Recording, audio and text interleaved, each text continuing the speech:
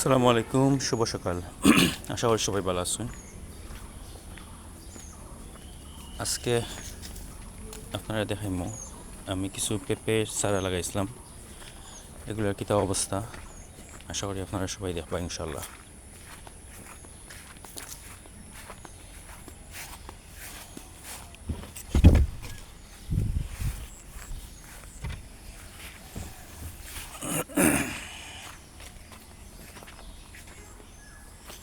এখানেও প্রায় 200-র মতো পেঁপের চারা লাগানো হয়েছে। তো মাশাল্লাহ কিছু কিছু চারা খুবই ভালো, আবার কিছু কিছু প্রবলেমও আছে। তো ইনশাল্লাহ আশা করতাম ভালো একটা রেজাল্ট পাইমু।